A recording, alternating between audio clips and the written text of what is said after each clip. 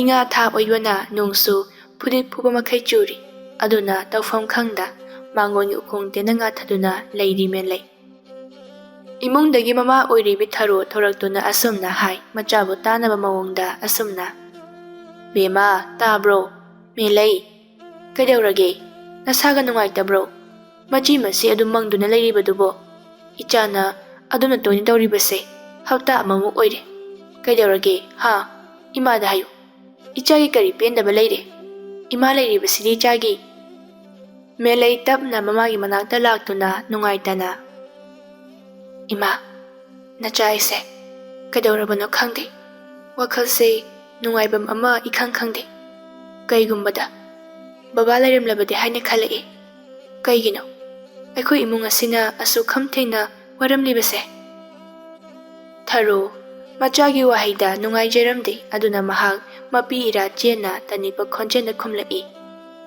Kanada tainarudoino lairare haiduna laibakta tamlambagi asuma tawribani aduna ka hina sukhalunu thawai wanabani baba laitrabasu ichagi nama ilairibasidi ichagi damakta nama aina tawba ngamloidaba karisu leite aduna bema aremada wakhan yamna khanganu thawai nungaitrabadi thabak amata pukning changloi tawningba pokloi chaningbasu phawroi aduna karimta khalunu nungaini hek layu isasidi. Melei tapna nofet tawduna ngasidi ima kaithen thoidro nung sisu lepa kauba leite ngarang ahingdagi tabase kaithen thoktrabadi hore numidangi chara leite aduna nung tarabasu chattawribani nung tabasina maram oiraga kaithen sumi itak tai posit phatte ima ichagisu pat ama leiramlabadi nga yonduna khara khaji oirabasu nungairamgadabani mana masing yonba sinadi kaya kadaudre haina mama oiribi tharo adu imunglomda changkhre mama na haipet palamba wafam nga yolabadi khajik nungaigani haibadu Melei magi makokta suduna lehore asitani mana hauji khalauriba imana haiso haibani lemlei nga achoba khara yolabadi senfam khara chauna soidana phangani adubu pat pukri laitabani karaidagi phagani mingondagi leiruduna sendong khara hapchilaga yonbagi thaunasu laitabani karam tawni tawribasidi asi haiduna yamunna wakhan adu khanduna mangon aduda leiri miyeng aduna so tup tarakliba nonglik makhaida yengduna lei tanja aduda imungdagi mamadu thoraktuna tahana hairami thankre imase chanaba amukta tawgese ibema yumgi thaba ingkhang phajana loisilo nong tabanina imase khara thenglapasu yai ungduna leibado toklo pisa kona tingliba phise loisinaba taw matha saribani haiduna thabak manamta sudrabadi laina ne mathaktagi tup thadarakadaba natteko mamagi wahai khara se mahakhumde tumina taduna lei tharo machada wafam khara hairamduna khungi kaithe macharomda chatkirami wakhan khanjanna Melei phisako mathakta kaduna phisarami adubo pukning adu ichanglamde wakhan amada itaw tawduna lei kamdawna sel paini yumgi mateng karamna tawni haibatani mahakna hauzik khaliba yumgi leitaba sina heman khibana mahak laisabini haiba kauri nungsi nungongi wakhal tasengna nathaikhre pudit puba makai taramba nung sahojikti taptharaktuna chang amada tari adubo lepa kaubati leite phi sarabasu pukning luptabanina maram oiduna masa matomta sauningduna puk hawatuna imungda ningon kadalaktuna phamungda kakhatuna longna hiptuna lei wakhanda saurangnana maron lonjai karino haiba tawrise thokphom khangde sibu ainero ama tawre amabu tawre amata changre wakhalase charangnari he lairaba nangna tonba sektoli dako amthoknaso pukning sisu hek leitademi hauji kaidosige asomna yamunna pukning changna khanduna lei khanba yaba khallabagi matungda wakhan ama laktuna harauna nofet tawjai hairi tapna asumna pat pukri natrabasu lemlei nga phabam leirena turena chatuna pharurage Aduga Jingyadagi ising chabidagi chentharakpa ichena tungduna leiriba patkumba achouba kom leibado adudagi hekta pharage nga thajadrabasu leiramgani lemlei ngadi laigumani hainaribani madi ising leiba mafam khudingmakta asumak leibani se adubu luribadi nonga chubaga Jingyagi thenduda laisabi ai khak chatpa asaiba nangadra asini matamna ka matam phatre lai tindi kayabu gibidre taibang mi oina kizari aihakti aduna aina hojik tawdoisi karino asumna khallaga Melei hipthaduna leiba ngamdraduna nga phanaba phije setpa horakli kokta hangamapam machugi kokset ama yet asangma machugi manjunaraba phanek phuri set chai khwangda tungol khutta longdaiga loinana akiba pumba na thai Jingyagi thelomda laklari kuchunaga ngauthang-nari setliba mapi thadariba sai kayada ningthiri lai machabu malami ijam chamna leibana hena ningthibi Meleini auba kanagi miengpham oigani pakhang kayagi thamoibu soidana sumba ngambini pale mama na kaithendagi kumakdringai yumda hanba haibasisu Meleigi wakhanda khandaba nate khallibani thongna phabi Meleini Mataroi kayagum palem panthogi makada harauna leiba phangdribini mama tharogi awaba mahak yengba ngamde aduna mahak mamagi mating yamna tawjaningi asinani hauji Jingyagi thenda lakliba asumna loiroi lakhibana haujikti Jingya yaurakli mitmangda pat kumlaba kom achauba isingna niknik lawba makhai tungduna leibadu ubada mahak haraujai momon tawjai amadi nak yetu kanasu leiti ichik chii Melei tapna maphamse yowudi yori haibabu lemlei ngabu leiramgadrane ising asinaka ninik lawba makhai leire karai phau luramgadoribano aibu iraknaduna yaibi thawai mangadoribra onthokpa thabak amaniko aina tawgadoribase natragana yumda halasira yade ai kiba yade siba haibasidi nongma sidorabani miyoiba oina puklaga karigi aina ninghanagadoino nupi thokna wase haiduna akiba pumba tungoinana thamduna Melei Eyaida tapna kumtharakli phanasulurammi ising ado khwang helakli matawasidadi kamdawna longdai khoni kholabasu lemlei nga phabadi awaba ma oirani phasu yamna pharoi haiba mahak khanglakli aduna prap kakhalaktuna thamoi sokna ko madugi mapanda phamthaduna kaptuna leithokli karino aigi laibak asina asuk thina tamiramli basibo asuk wabasibo punsiro henman kre tasengna he sor karino nangna aigi awaba ama phauba ubidribase ha aina waraga noine nungai bro aigi kumhaisi yengnaga nakhoi noklibra aigi awaba khajikta oirabasu ubiyuba ima lairabi lukhrabina macha aigi damak wazaba ahing khuding kaplibase ai yengba ngamdiye ai imagi mateng yam tawninge adubu ningon mapokta poklubanina thawna puthoktuna imagi mateng tawbasu ngamjadi aina ngamjaba khara tawgena khalibase masitadi nahakna mai pakhanbiyuba teng thaduna hik lawba makhai pendaba pumba haijaduna kaptuna lei tainari isor mangonda adubu ningongi awaba kananasu ubidaboi mahakpu kanamtanasu themiramde nakana maromdana machin manaw makhoi manga adu thabak manamata sudana panglei leiri tasengna mama mapa anina wariba pumba makhoigi maphamda amata nachungdi macha mangagi matauda ngauraba mapa chawbadi hairi sauningmana henkhiduna nokningba haibadu oiduna nokmi tauna icha pokchabagi nungairi mimangda aidi chawthoklibani icha manga phangi haiduna nungaina imayese thangatuna chatlibani do simuk nungaiba karaidagi lawrunige hai ipage chawba yaima atomba thoraulo Mapal asida nakoy ahum. Imungda punna hiptuna layramba makoy ahum mapana kauriklibadu tai adubo hoi mai karimta haibiba nate thausadana hiptuna laithoi. Chauriba mati yamna suningdi yamna talamme. Thangnaba kada layribi mamaso macha ahumna mapana kaukhibada tana khumdaba sida isau tawduna hekta lautharai. Nana singdo tadromi napana kauribase ha. Nathibong chani ta khangbra. Mina kauribase kari haigidi hangdine. Tumina laisilini he. Hoi ma ya chauba. Yai mau. Atomba. Noibu tabro. Sabtra ma yauna hairakliba mamagi kon aduda machi mana ahumdo hiptuna leiba ngamdri aduna phuk haugatuna mari makong maru ipha phaduna mapanda mapagi manakta laktuna dandida letningdana leptuna lei.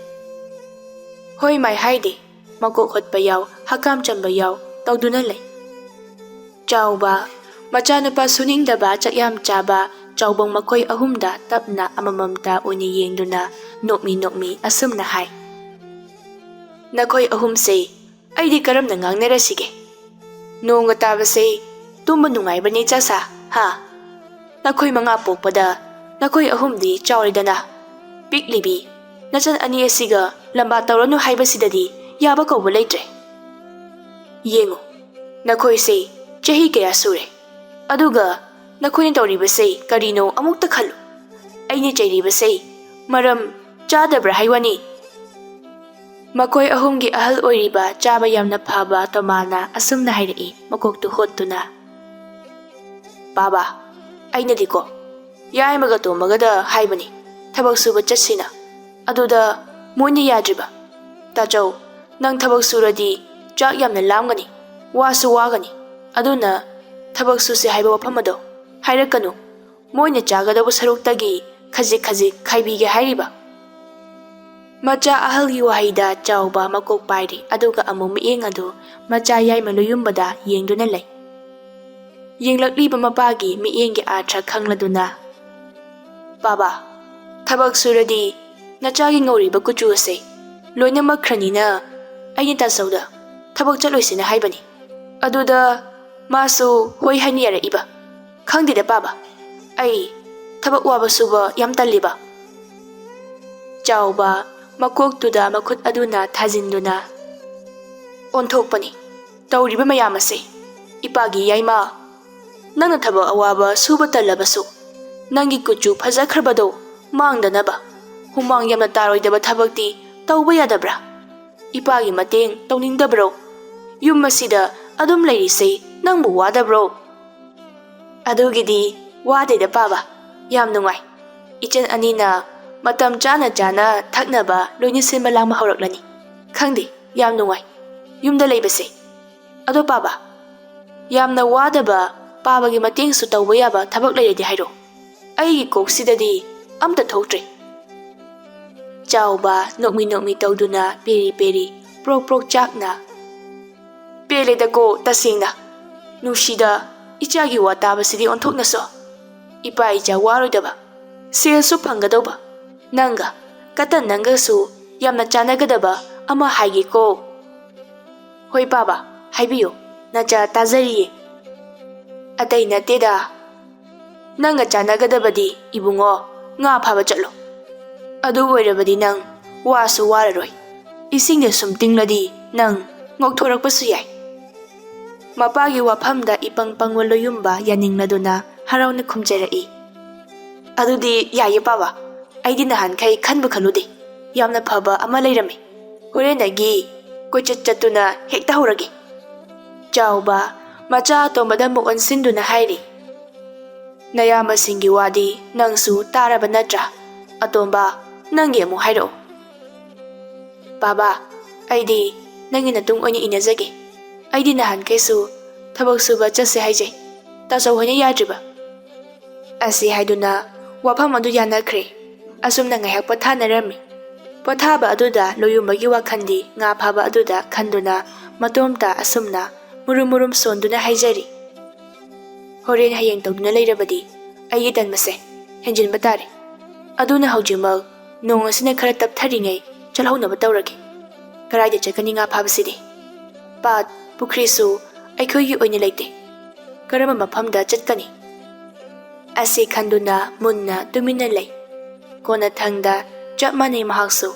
Mapu leitaba chinyagi thengi pat kumba koma chawbada chatpa haina leptuna wakhanda phukhagatuna lakli. Loyuma khara subata labaso machin manaw nupa ahungi marakta mahakna khara hena phajai. Chung phiran charami. Khutta khoijai asangma maputna lakli. Ngasai makhai thamoi soktuna tumin leiriba Melei kappa yaba kaplurubagi matungda hallagi haiduna tawbaga. Ikhang khanghaudana isingda achauba pot ama thadabagum tuplawa makon ama tarami. Makon aduna mahakpu chatkinu haibagum tawri. Mamai adu isingna niknik lawa maikaida munna yengduna lei. Khanghaudi mamit adu khanglaw heklaw thorai. Darang ama ichachatkri. Ising Eyaida leiriba kang mathak aduda nga tangkhai mi tangkhai oibi amaga masang mataw phajabi nupi amaga phamduna wari saduna leibadu Meleigi maminna urami wakhanda asumna khalle. Karino aigi mit asida uribasibo ngasaidagi kaptuna leirubagi mit asida maseng marang oina uribra kari matawno tawribasidi. Haina asi haiduna mamit adu noiduna yamna munna karino khanna yengduna lei. Adubu Melei laksin mangamdi karino haiba wakhana lama phangdi. Adubu mahangna uribasi atai nate khoimom lairembi anini. Koiren minglen pallabada ima ibema ngaleima amadi iril leima haina koloibi irai leima imani. Khoimom mata anidu awai akum tawi. Jingu khoyum oibana taibang pangi awa nungai taibang lichat taibang pukchen pumba nungpan pumba khangi pumnama ubasu ngamido. Ima ibe mangaleima tapna ima irai leimada yengduna tapna hairi nungsina. Ha ita inga thaga oire nungnaga tabani nungnaga machubani isingnaga niknik nadayi pukningase khoirangi nungoli ai khaksu natedo lemlei nga pumbasu harawi amadi ngaleima aina puthokhiba lemlei kayagi punsisu loiba nairi taibang chinjak oiduna ase pumba taibang mapugi thaurangi. Irai leima imana khoiru minok noktuna hairi.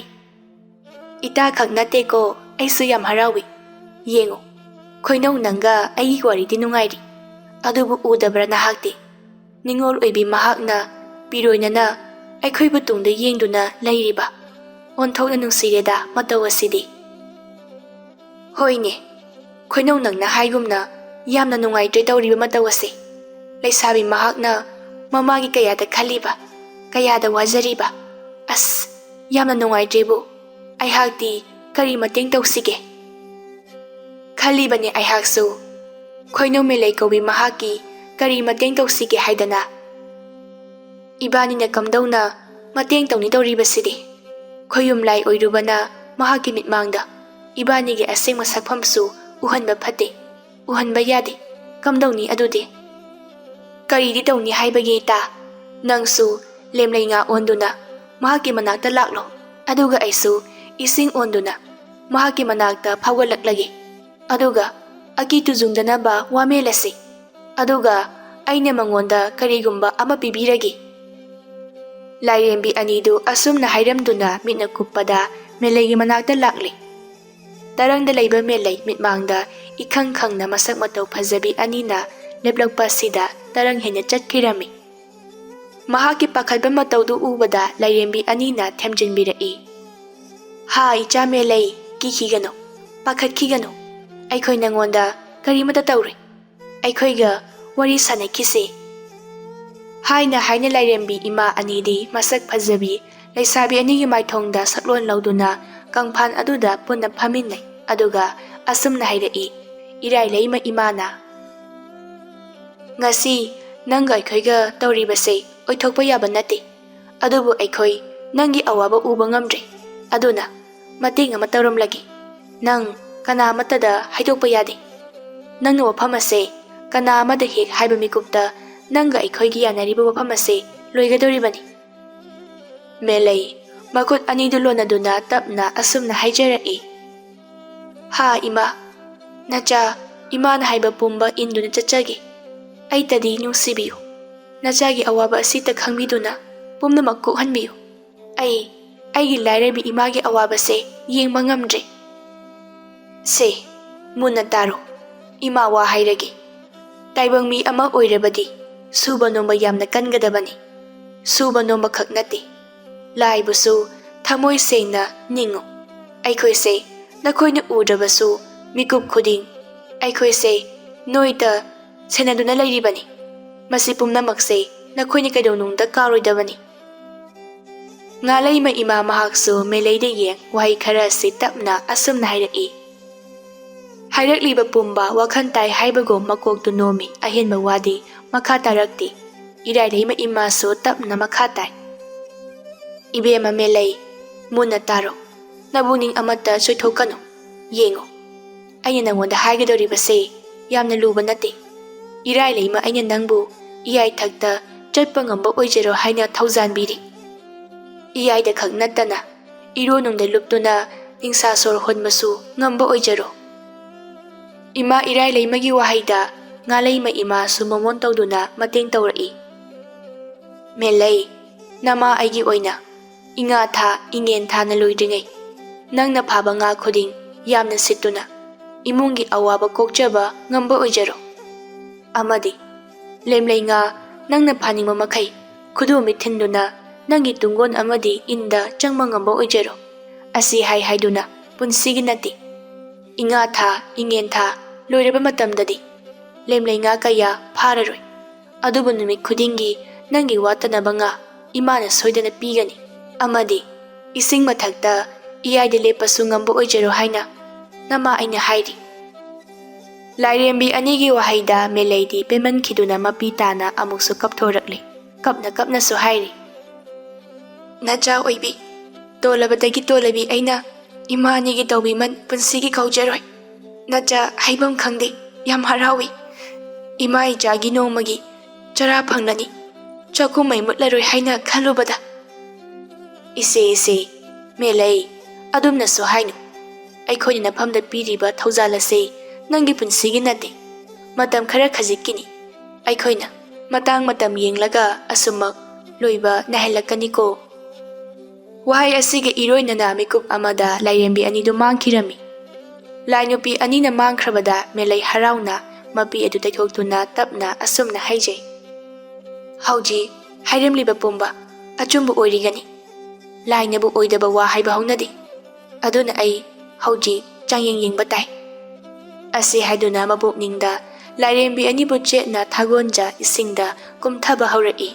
Tasengnamak ising marik ama phauba magi makhongde chote leple tasena ising mathak aduda. Achumba oiramba sida haraujai momon taujai hairi makhata na harauna. Ima lairembi anina hairamba wahai pumba chumle. Kayada laiba pariba. Melei haina asum chatpi sanai harauna ising mathak aduda koi chenduna aduga amuk tapna phamthaduna lemlei ngabu kauba haurai. Mana hek kaubaga lemlei nga pumba manakta laktuna phaba haurami. Mana asumna leiringaidani mi lakpagi makhon tarakpado. Mana tawriba si ukhiba tare khanduna prap laikanglomna laktuna phamthai. Mapa chana na loyumbaso lakle. Tasengna laikai masen oirabaso loyumbana ka mapa lupan kaya thoktre. Kanano amata khangnaramdi. Khoi chopa laklaga laisabi ama leirambada loyumba masada ikaiba phawrami. Mamai adu ngangli tawrami. Murum yarakta sumna ngangduna hai tuminna. Shi tawrani se khangabani ai onthoni kaireda. Masak phajabi laisabi sig mamangda ai diba masi pumba baba nangna thoanbani ko. Pakhang mahakpu ubada Meleisu yengdaba saduna tuminna lona loyumba mahakpu yengja mabukningda asumna haijai. Kailamgi pakhangno nongmatadi laikai asida udida. Laikai pakhangdi mande. Nongga tabaga lemna lethokpagi mahutta khoi chopaga laklibase gyan taba imungi khanma miyoidi soidana oiramgani. Loyumbasu mabukningda asumna haijai. Amarom da aise ikaibam thoktabra haina khali. Nong taba sida tumdabi chinga sida akiba yauda nga phaba lakli base kaya da phakraba leisabino masak asisu onthokna ingna changkholida aibu hekta kaurasirane kanadi hekta koksilagi aduga mateng taunaraga yariba makhai nga se phahuragi masu soidana leitaba imungi leisabi oiramgani aisu lairaba imungi machani ikaibam thokte asi khanduna nupa thokna ikaibaga thadoktuna hekta kaurai leisabi mongonda latli tauna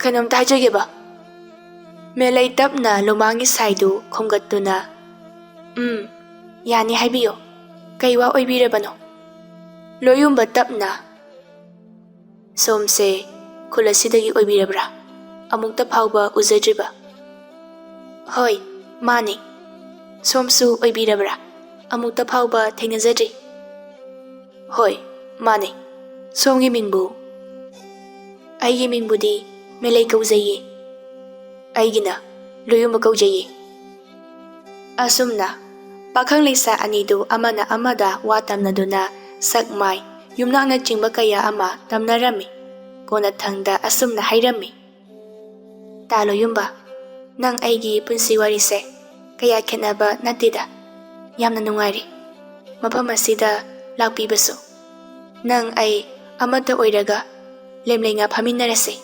aduga tangkhayenarase nang yaningbra yamna phaba wafamne Melei nangna hairiba hoi adudi numisina tadringai phanaba amukta tahose tasengna Melei loyumbagi mafamda asengma wafam adumadi lotlibani ihan hana mahak asi karamba miyoino haina yengthoklibani lairembi anine piramba thaujan adu mikup asidadi mahak sizinnaramdi icham chamba migumna lei asumna pakhang leisa anidu komjau aduda nga phai adubu kaya kaidauramdi korong mana sumsum mamsilak matam kuirabagi tungda lemlei nga phaba lakpa loyumba sauningbana loiri prok hek chai aduna asumna hairami Meleida Melei aiko yam pende yam sauningi sumanya wana thabak tawraga mai chadabase matungna thabak tawningdeba adunane hayendagi amu mirim oiraga leithoki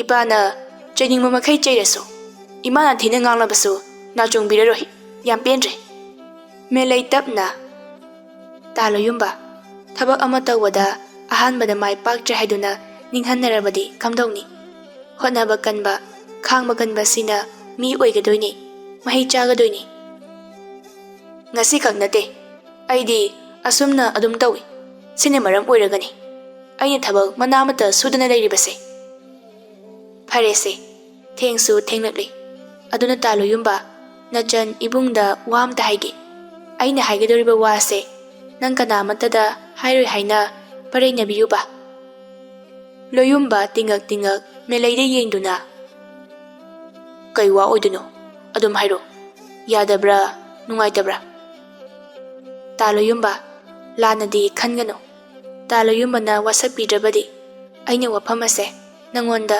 haiba ngamjaroi hoise adudi ai wasaklagi loyumba Melei na haigadoriba wasi achamba ama oiramlai khalladuna wasaklami Melei loyumba na wasaklaba asidadi wafam ama hairage khalle amadi lairabagi awabadi lairaba khaktana khangi haibaduni aduna mahaksu mateng tawbirage khanduna Melei tapna aina haigadoriba wafam ase ta loyumbana kanamagi mafamda hek haidokpa mikupta ta loyumbagi aroiba numit oiba oyuko Melei sonthangna kaujabani loyumba mahakna maramdi Melei wafam asi tasena aruba oimankhre aduna Melei ngasai lairembi anina hairamba wafam pomba amata watana lirami lirakliba wari mayam asida loyumba thajasi kadai tawduna leiri magi ngakchana maithongda Melei makha tarai ta loyumba nang aina haribase thajadaba tawgano asengma wafamni aina haribase yengose ai haujimak namangda utpigi nangna thajadragana Asi haiduna Melei amadi loyumba ising manakta lakli. Aduga Melei lairembi anibu mathamoinungda khurumduna isingda chatpa haurai. Magi matauda loyumbadi maya umsini kaukirami. Asumna Meleina loyumbagi leitaba awaba adubu ubiduna nga mayam ama phabiduna mangonda pibirami. Aduga yumda halakminarami. Loyumba tapna nanga thengnabadagi aisu kanaba phangli. Melei yam nungajare. Hayengsu sigi mafam asida adum thengnase haiba natro. Hoi ta loyumba ado nang yumgi mida phawba wafam ase haidokano. Pakhang laisa anidu asumna wadu hainaduna yumda halakminari. Makoina pharakpa nga makhaidu loina yonduna senyamna phangnarami. Aduna yum animak chak chadaba tawramdi. Numidangi matamni Phunga aduda mama macha anidu wari tawri. Ibema sel phangi haiduna nungtigi nga phaba chatlabadi nang soidana arum hauba tari. Aduna chatlurano. Imana ngamnaba tawgeba. Mamagi wasi chaithala Meleina. Pikta pikliba oirabadi phai. Adusu nate. Ima nang ai nungsibirano. Nangna ai nungsibase ubada nachadi thauna mata thoktre. Mama oibi kayana machagi kayagi matik khaliba haibase noina hayeng nacha yauраklakanda khangani. Melei mama na soidana lana chatkiba tare khanduna mamada wari pumalirami. Asum tawduna lairembi anigi thaujandagi Meleisu Eyaida Lepa Ngambi amadi awaba imung asi nungai hanbirami. Asita sunate pakhang laisa anisu thamoi thamoi yanaduna nungsi kisikiduna nungsi wari sarami. Ngasima oirabasu aigidi yai nangtani yadribase sumliraga lege hariro kari kandoino kuina leiraga. Adugi nati ta loyumba aina nangi nakada leirabadi aigi imana kamdauba aina waribase imagini. Imagi bukaino aikoi mayam leiribasidi nangna aigi nakta leirabasu imabu lapna yengsindoribasidi. Hoini adusu sumi ta loyumba ngasimak nangi nakta leirase. Hoi haiduna Melei yumnak sagai olammi amadi machanupina leikhai tana leikhiba asina mama oiribi mahakisu apenba oirami. Amadi khoimom lairembi anigi thaujandagi lemlei nga phaduna yonbagi senphamna tawba yaba hingnabagi sinpham kaya ama tawhanduna haudokna hori. Loyumba tapna Eyaida lepi aigi Melei thengnerubagi aina ngasi asumna nungaibani. Tasena nangdi aigidamak isorna semduna tharakpani. Asibu wani taningdeko hotnabada kalo thabak subada chilhau thigano. Ta loyumba mioibagi punsidi khuba khunamni amuk waba amuk nungaiba pumnamak thengnaba tabani. Asumna matamgi khongchati chakhiba khanghaudi lepa naidi. Aduna loyumba amadi Meleigi machanupa ama phangduna harauna nungaina pankirami.